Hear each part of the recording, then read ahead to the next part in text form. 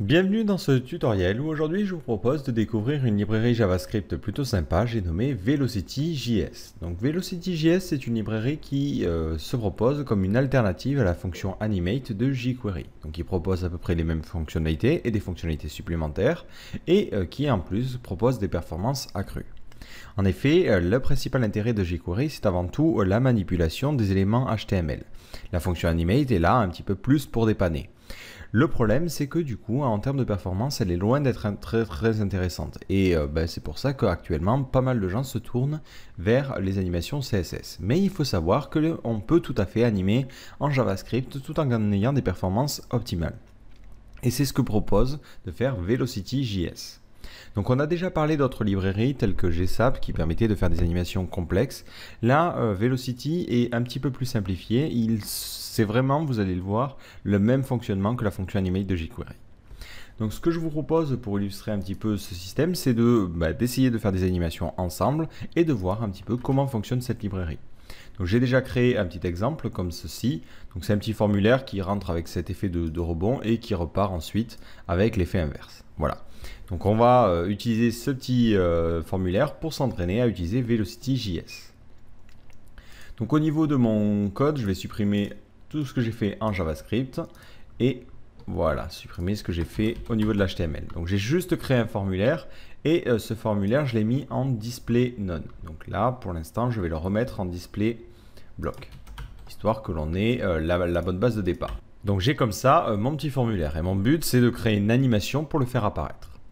Alors la première chose à faire, c'est de télécharger évidemment VelocityJS. D'ailleurs, si vous voulez voir un petit peu de quoi il s'agit, vous cliquez depuis le dépôt GitHub sur le site velocityjs.org. Vous devriez tomber sur cette page-là qui est en fait la documentation. Et il y a une petite démo en 3D qui vous montre un petit peu les performances. Et il y a au total 125 divs, vous voyez, qui arrondit, qui bouge dans l'espace. Et il n'y a pas à dire en termes de performance, ça ne rampe pas du tout. Alors que si on faisait la même animation avec jQuery, ça serait horrible. Donc si vous êtes intéressé, il y a plusieurs liens qui sont sur le dépôt GitHub. Et celui qui est intéressant, c'est celui-là qui vous explique un petit peu pourquoi Velocity arrive à avoir des performances largement supérieures à celles d'Animate, notamment avec le concept de layout trashing. Donc ici, on va télécharger jQuery min. Donc hop, je vais prendre la version directement minifiée et je vais aller la créer dans ce dossier JS. js/jQuery.velocity.js. Ensuite, je vais aller charger ça au niveau de ma page HTML. Donc ici, je vais aller indiquer le JS de Velocity, donc js/jQuery.velocity.js et je vais me créer un nouveau fichier que je vais appeler app.js qui va contenir tout simplement le code de mon application.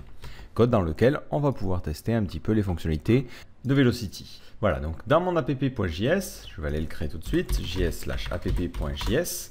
On va attendre que jQuery soit bien chargé et pour utiliser Velocity, c'est classique, on sélectionne l'élément. Donc là, on va prendre la totalité de notre box. Donc moi, j'avais créé une div qui est la classe box. Et si on veut l'animer, en utilisant jQuery, on utiliserait Animate et on mettrait les différentes options. Donc au niveau de Velocity, ça fonctionne de la même façon, sauf qu'on remplace cette fonction Animate par une fonction Velocity.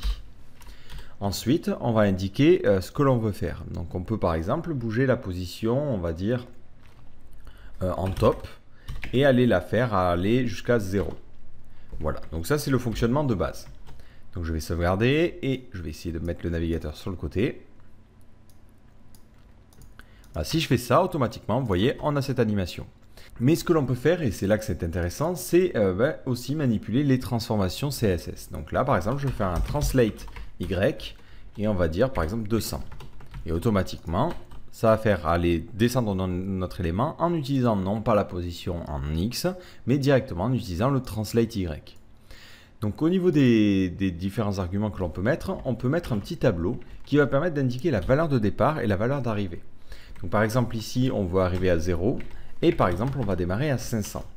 Si on fait ça, automatiquement, ça va commencer à 500 pour aller vers 0. L'avantage de ce système-là, si vous utilisez des clés, même si ici vous répétez la valeur que vous auriez pu mettre en CSS, c'est que ça évite pour Velocity de devoir chercher dans le DOM pour pouvoir connaître la position par défaut de l'élément. Donc du coup, en termes de performance, on y gagne vraiment si on précise manuellement la position de départ. Alors le problème que l'on a, c'est que l'élément il est visible. Donc, nous par défaut au niveau du CSS, ce que l'on préférera faire, c'est mettre par exemple un display none, ce qu'il y avait au départ.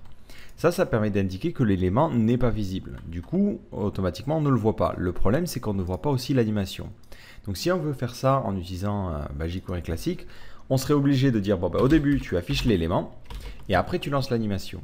Donc automatiquement, si j'actualise, vous voyez que ça fonctionne bien. Mais il faut savoir que Velocity propose une option pour gérer ça. Et cette option, c'est l'option Display. Donc en second paramètre de la fonction Velocity, on peut mettre toute une série d'options, comme par exemple la durée de l'animation, si on veut mettre 1000 millisecondes pour une seconde. Et je peux mettre display de point bloc. Alors si vous faites ça, qu'est-ce que ça va faire? Tout simplement, si vous mettez display block, ça veut dire qu'au début de l'animation, automatiquement, ça va donner un display block à votre élément. Ce qui fait que vous pouvez mettre un display none au niveau de votre CSS, et avec cette fonctionnalité, il l'affichera avant de lancer l'animation. De la même façon, si vous lancez une animation un petit peu plus tard, donc on va faire une autre animation juste après. Donc si vous mettez deux animations les unes à la suite des autres, automatiquement elles se lancent les unes à la suite des autres. Donc par exemple, on va le refaire aller vers 0. Voilà, on va faire un translate Y mais dans le sens inverse. Et au niveau de la durée, on va mettre la même chose, sauf qu'on va mettre un display none.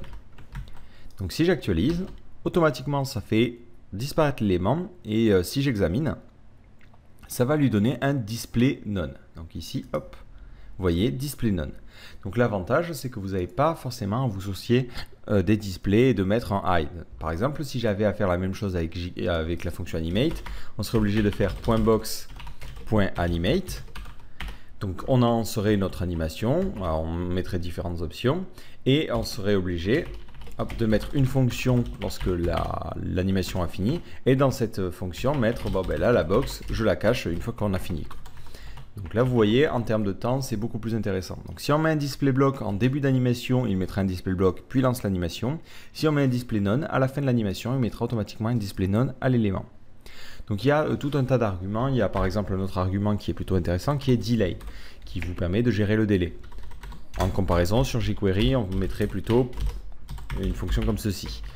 Mais là, directement, on peut mettre le délai au niveau des options qui sont passées. De la même façon, si vous voulez gérer une fonction qui va se lancer à la complétion de l'animation, une fois que l'animation est terminée, vous avez un paramètre complete. Donc vous mettez complete function et vous mettez ce que vous voulez faire lorsque vous avez complété l'animation.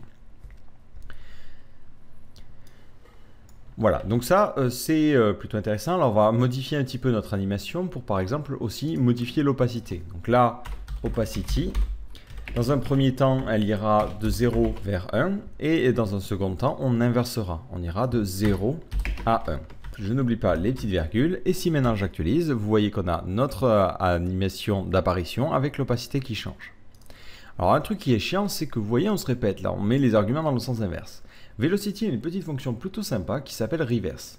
Donc si vous voulez lui lancer une opération, vous pouvez mettre une chaîne de caractères en premier paramètre. Si vous mettez une chaîne de caractères, automatiquement ça va exécuter une fonction. Donc l'ensemble des fonctionnalités est disponible sur la documentation. À cet endroit, là si je la retrouve, voilà. Vous avez ici les commandes que vous pouvez exécuter. Vous avez scroll, qui permet de scroller jusqu'à un élément, stop, reverse, fade in et slide down. Donc là, nous, celle qui nous intéresse, c'est reverse. Donc, si vous mettez ici reverse, automatiquement, ça va prendre la précédente animation et ça va l'inverser. Donc, si j'actualise, vous voyez qu'automatiquement, j'obtiens le même résultat que tout à l'heure, sauf que ça s'est inversé. Donc, c'est plutôt intéressant dans ce cas-là. Alors, on va gérer quelques trucs.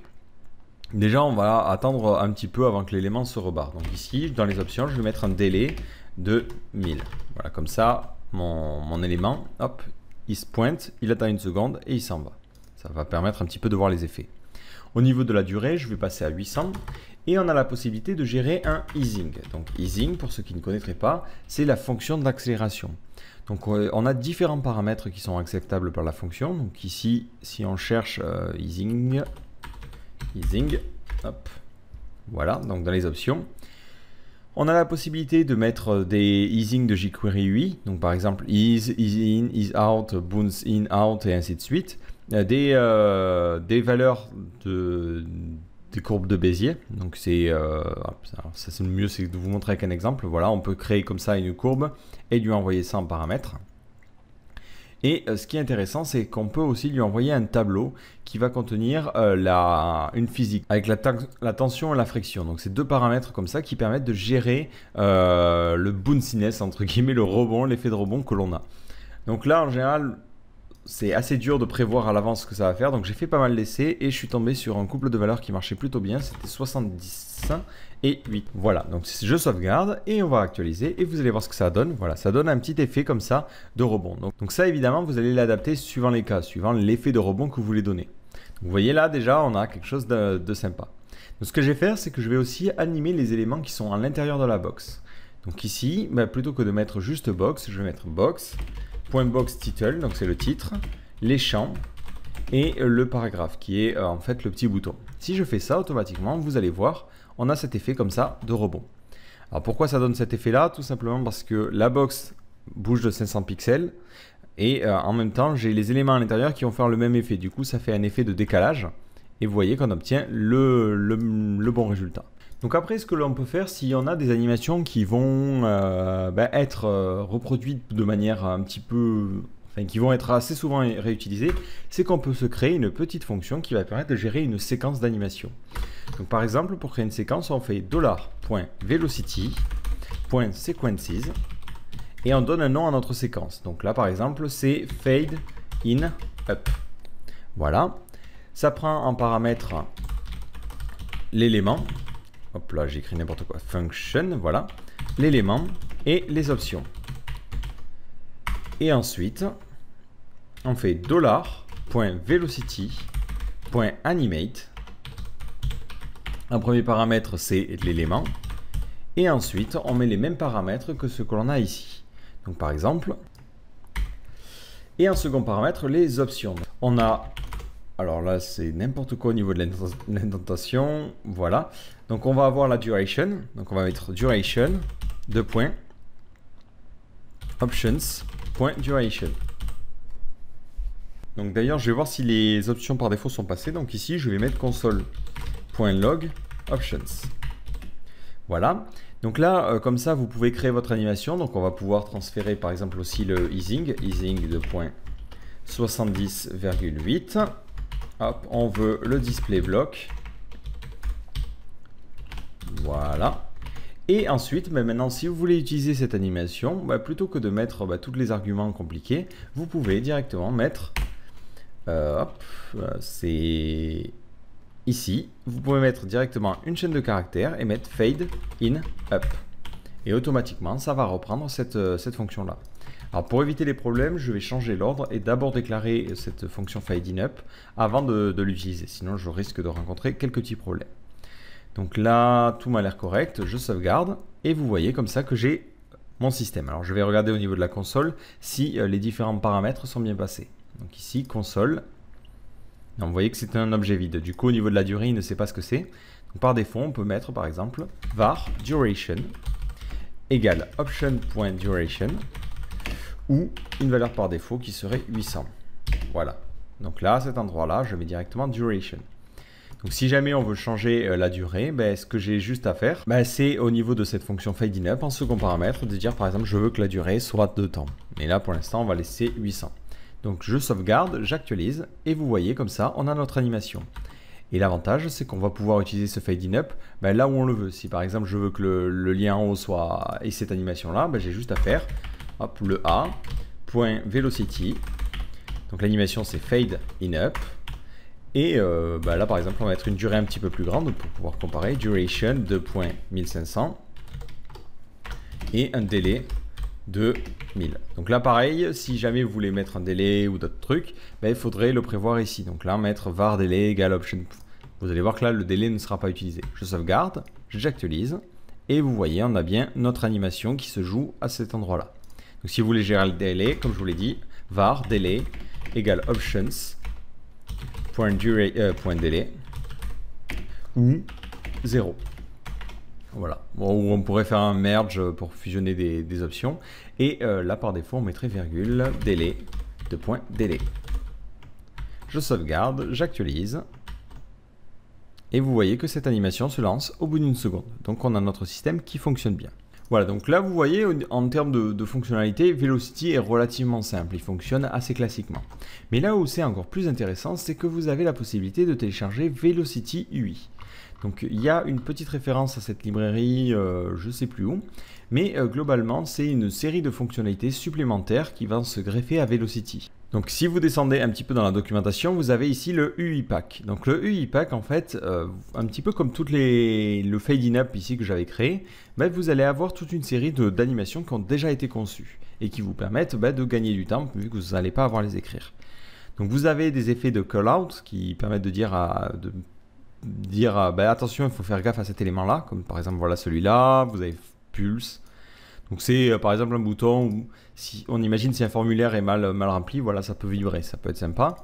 Vous avez des transitions qui permettent de faire apparaître des éléments. Donc il y a toutes les transitions que l'on retrouve classiquement, donc les slide-in, il y en a plein, alors, hop, on va voir ici celle-là. Voilà. Et vous avez en plus la possibilité de mettre des staggers. Donc on va voir ça juste maintenant. Donc je vais aller déjà télécharger Velocity UI. Donc ici c'est à cet endroit-là. Il n'y a pas de version minifiée, donc il faudra le minifier à la main si vous en avez besoin. Et je vais aller le prendre. Je ne vais pas m'embêter à créer un nouveau JS, je vais le mettre juste après notre JS ici. Donc je descends tout en bas, voilà. Et je saute 2 lignes et je vais mettre Velocity UI. Donc maintenant, si je reprends l'effet que j'avais voulu créer ici, je ne vais pas m'embêter. Il y a des transitions déjà pour le faire. Donc là, par exemple, c'est transition.bounce up in. Ça veut dire tu arrives en rebondissant par le bas, vers le haut. Voilà. La duration, on va mettre 1000. Et alors c'est pas sur le lien, je voulais le mettre directement ici. Donc, on va le mettre sur les éléments du formulaire. Voilà. Donc ça équivaut à peu près à ce que je faisais. Hein. C'est-à-dire que je crois que ça joue sur le transition, le transform Y et aussi sur l'opacité. Voilà. Donc on lance l'animation, ensuite on la lance en sens inverse avec un délai de 1000. Mais pour l'instant, ça m'a l'air plutôt pas mal. Alors, ce que je vais faire, je vais stocker ça dans une variable pour pouvoir la réutiliser plus tard. Donc, on va mettre $diffs égale ça. Et comme ça, ensuite, c'est un petit peu plus simple. Donc, pour l'instant, on ne va pas faire de reverse et on va faire en sorte que cette animation se lance seulement lorsque je clique sur mon lien. Donc, a.click function. Donc là, c'est du jQuery basique. Hein. e.prevent default. Voilà.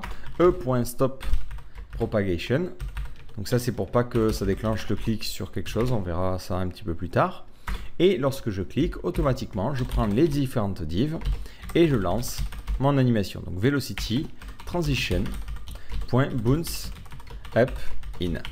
Et on va mettre une durée de 1000 millisecondes, donc de 1 seconde. Et voilà. Donc je sauvegarde et si maintenant j'actualise ma page, je clique sur se connecter, vous voyez qu'automatiquement on a cette petite animation avec cet effet de rebond qui est plutôt sympa. Donc vu que j'anime aussi les éléments qui sont à l'intérieur, on a cet effet de décalage qui est plutôt intéressant, du coup je le garde. Le problème c'est que j'aimerais bien décaler les animations et là on a la possibilité d'utiliser une option qui est super intéressante, c'est l'option stagger.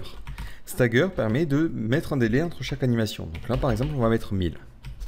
Donc ici, j'actualise, je clique sur se connecter et vous voyez que toutes les autres animations se lancent les unes après les autres. Alors on a un petit problème, c'est que par défaut, vous voyez, vu qu'on a ce stagger, les éléments sont visibles. Donc pour éviter ce problème, on peut demander directement de tout cacher au début. Alors pourquoi je ne le gère pas grâce à la fonction displayNone dont on avait parlé? Pour la bonne et simple raison que vu qu'il y a un stagger, ça va mettre un délai. Du coup, les éléments vont démarrer une animation qu'après un certain délai. Moi, je veux directement tout cacher et après que tout s'affiche. Donc ici, c'est la meilleure solution. Donc si j'actualise et que je clique maintenant sur se connecter, vous voyez que le premier élément apparaît, ainsi de suite, ainsi de suite. Si maintenant je veux faire l'animation de désapparition, donc c'est quand on cliquera sur le box overlay, donc c'est tout ce qu'il y a autour. Donc ici on est parti. .box-overlay, .click, function. Donc je lance cette fonction là, e.prevent default. Et là, ce que l'on va faire, c'est qu'on va faire l'animation en sens inverse. Alors, on veut avoir un petit peu plus de contrôle. Donc là, je vais mettre le nom de la fonction à la main. Velocity transition.bounce down out. Donc c'est l'inverse en fait de celle que l'on a créée. Donc au niveau du stagger, comme je vous l'ai dit, on va le modifier, on va mettre juste 100 pour que ça soit un petit peu plus rapide. Et ici, on va mettre duration la même, donc c'est 1000. Le stagger, ça va être le même, ça va être 100. Et voilà. Donc je réactualise et je fais un test. Je clique sur se connecter, donc vous voyez que ça apparaît super bien.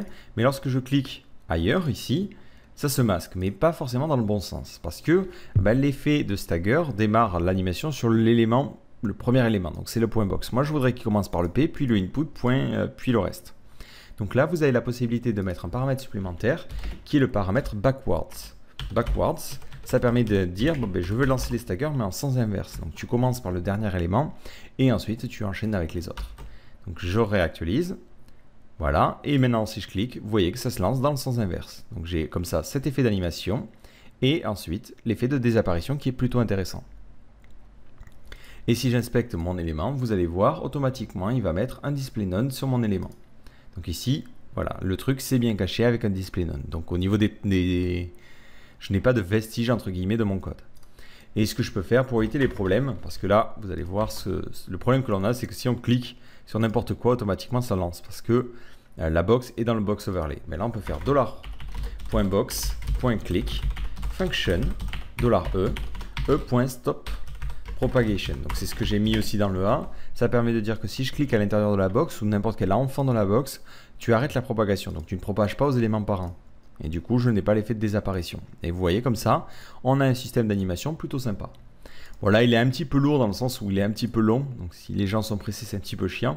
Mais vous voyez que ce système de Velocity n'est pas forcément plus long que le reste. Notamment avec Velocity UI, on a des effets d'apparition et de désapparition qui sont très très rapides et très faciles à utiliser. Donc si on veut les remplacer, en plus c'est simple, il suffit de remplacer cette chaîne de caractères. Donc par exemple, si on veut changer, on peut mettre flip x in. Hop, et du coup l'inverse, ça sera flip x out. Donc je sauvegarde, hop hop hop, je reclique sur me connecter, et vous voyez comme ça on a notre effet. Et hop, si je clique ailleurs, alors c'est flip x out. D'ailleurs je pense qu'un Y serait plus sympa, mais vous voyez qu'on a notre effet comme ça, hop, d'apparition et de désapparition. Et on peut le changer très très simplement. Donc voilà, on a maintenant terminé avec Velocity. Alors un petit récapitulatif de ce que l'on a vu. Donc Velocity, c'est une librairie qui se propose comme une alternative à la fonction native de jQuery Animate, qui propose une meilleure gestion des performances avec un code qui est optimisé pour par exemple éviter le layout trashing. Donc le principal problème des animations que l'on a en JavaScript, c'est qu'elles ont la réputation d'être lentes, et c'est en partie dû à des problèmes d'optimisation. D'autres librairies comme GSAP ont prouvé qu'il était possible d'optimiser ces performances pour obtenir des performances qui sont identiques, si ce n'est supérieures aux animations en CSS. Donc les animations en CSS d'ailleurs, j'en ai pas forcément parlé, mais effectivement elles sont très très performantes, mais elles ne sont pas forcément utilisables dans la plupart des cas parce qu'on est obligé de les déclencher à travers des classes. Du coup, ça implique d'utiliser du JavaScript pour ajouter ou supprimer des classes. Ça crée en plus un problème de délai. Et en plus, en général, elles sont relativement longues à écrire, surtout lorsqu'on veut des effets assez compliqués. Donc Velocity.js propose de retrouver un petit peu les animations en JavaScript avec un accent mis sur les performances et en proposant des performances qui sont optimales. Mais en plus de ça, Velocity propose pas mal de nouveautés intéressantes, comme par exemple la possibilité de gérer la visibilité d'un élément avec le display none ou le display block, la possibilité de lancer une animation et de la lancer en sens inverse, la possibilité de créer des séquences et tout plein de choses. Alors je n'en ai pas forcément parlé, mais on a aussi la gestion de l'accélération matérielle. Par exemple, sur un téléphone portable, un mobile ou une tablette, par défaut les animations n'utilisent pas le processeur graphique. Et du coup, il faut utiliser un petit hack en mettant en place une transformation CSS pour automatiser et forcer l'utilisation du hardware. Donc par défaut, si on veut le faire par exemple en JavaScript, si on veut utiliser les animations, il faut forcer une animation en Z. Donc par exemple, on serait obligé de faire divs.css transform, hop, et de lui demander une transformation bidon qui serait par exemple un translate Z de 0. Alors, ça paraît complètement con de faire ça, mais en fait, dès que le navigateur détecte ce translate Z, il se dit « Ah, je vais avoir de la 3D, du coup, je vais faire de l'accélération matérielle. » Et lorsqu'on a fini notre animation, il faut lancer un transform none pour retirer cette transition-là. parce que ça crée des problèmes de lissage de police. Velocity, lui, automatiquement va gérer ça. Donc s'il détecte que l'accélération matérielle est disponible, automatiquement en début d'animation, il rajoutera un translate Z à 0, et ensuite, à la fin de l'animation, il retirera ce translate Z. Donc je ne sais pas si ça le fait par défaut, donc on va quand même tester sur ça. Donc par exemple, je vais modifier la duration de mes deux animations pour mettre du 10 secondes, et je vais modifier le flip, parce que forcément le flip étant une transition en 3D, ben, ça va déclencher l'accélération matérielle. Mais si par exemple je mets un slide up, in, et du coup en bas un slide down, out, ben, vous allez voir que pendant l'animation, donc j'actualise et je clique, vous voyez que sur ma box, j'ai ici un translate Z de 0. Ce qui va déclencher cette accélération matérielle et permettre vraiment d'améliorer les performances des animations. Automatiquement, dès que l'animation va être finie, le translate Z a été supprimé, ce qui permet d'éviter un lissage de police plus hasardeux.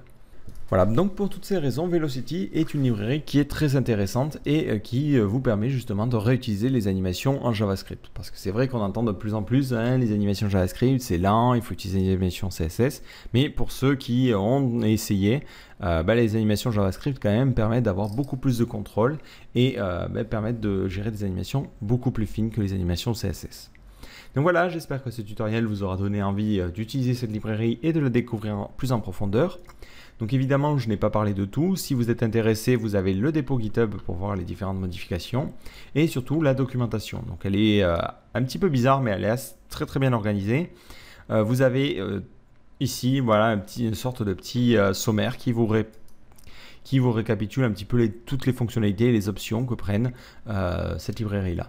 Donc je n'en ai pas parlé, mais une plutôt utile, c'est Scroll par exemple, qui vous permet directement de scroller un élément, qui vous permet de gagner un petit peu de temps si vous avez à créer ce genre de fonction-là. Donc voilà, j'espère que ce tutoriel vous aura plu, et surtout si vous avez des questions, n'hésitez pas à les poster en commentaire ou à venir nous voir sur IRC.